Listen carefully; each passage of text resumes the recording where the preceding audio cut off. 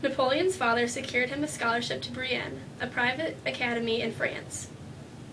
He set foot in France for the first time in 1778 and spoke French with a heavy Corsican accent. Therefore, he was made fun of in school. Je m'appelle Napoleon. Too stupid.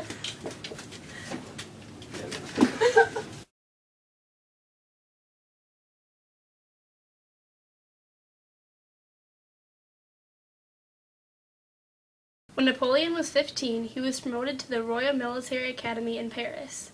A year later, he began his apprenticeship as a second lieutenant, training with the best artillery unit in France.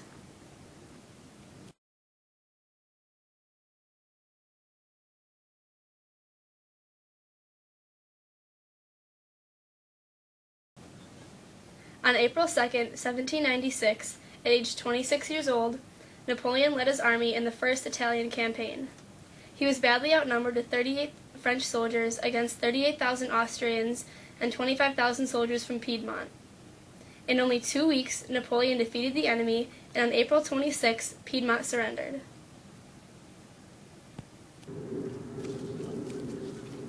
Attaque! Attaque!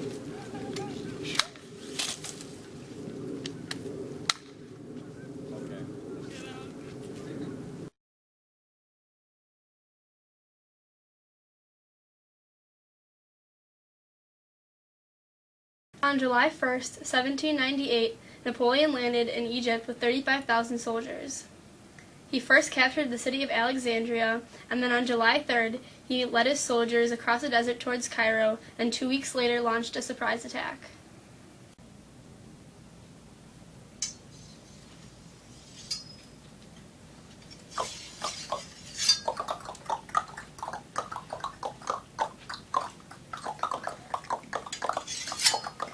I claim Egypt in the name of France. Ah!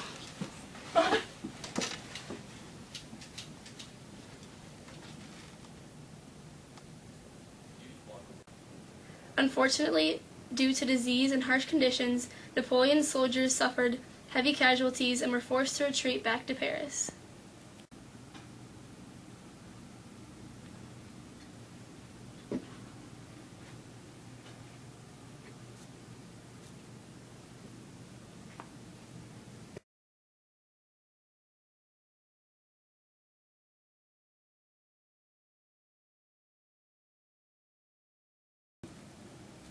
Napoleon was one of 5 elected directors in France after the Thermidorian reaction.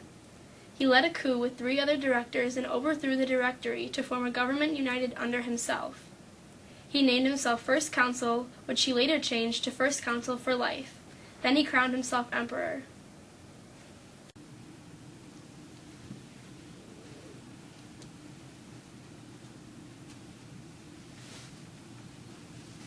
Je suis Emperor Napoleon.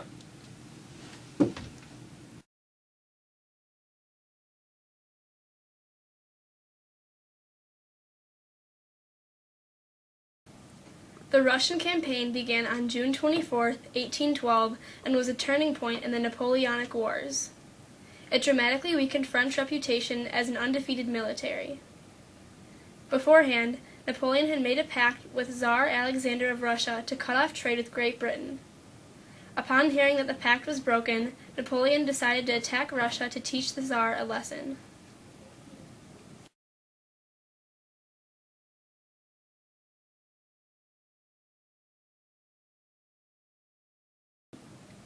Napoleon led 500,000 troops into Moscow, but only 30,000 came out due to the brutal winter, starvation, and disease brought on by Tsar Alexander's scorched earth policy. He won, but suffered great losses.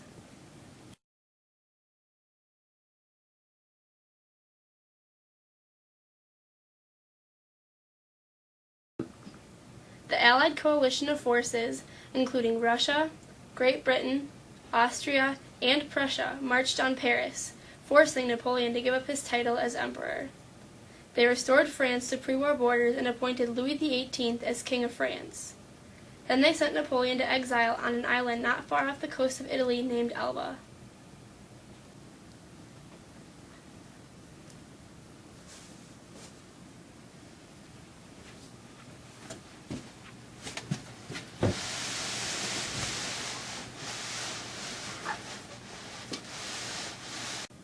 Napoleon's new title was Emperor of Elba, a relatively small and undeveloped island. He helped modernize it and modeled it after France's high society. Since the moment he stepped foot on Elba, he was planning his return to France and used social occasions to help keep up with what was going on there.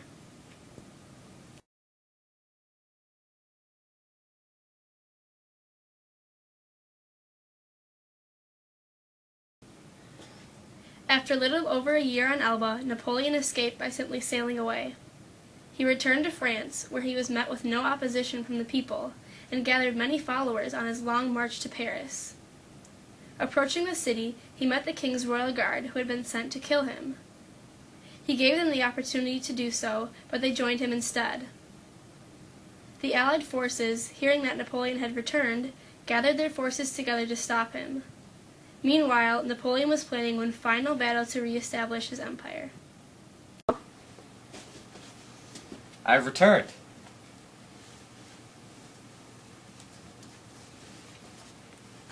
To Paris.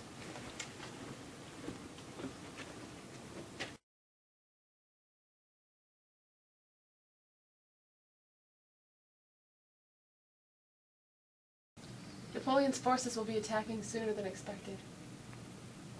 I guess what we could do is bring our troops up here and try to split them off the middle and have attacks from both sides. And make it form square formation so that they can't destruct our forces. Yeah, it works pretty well for him in the past. I'm thinking we should attack at Waterloo. As soon as possible.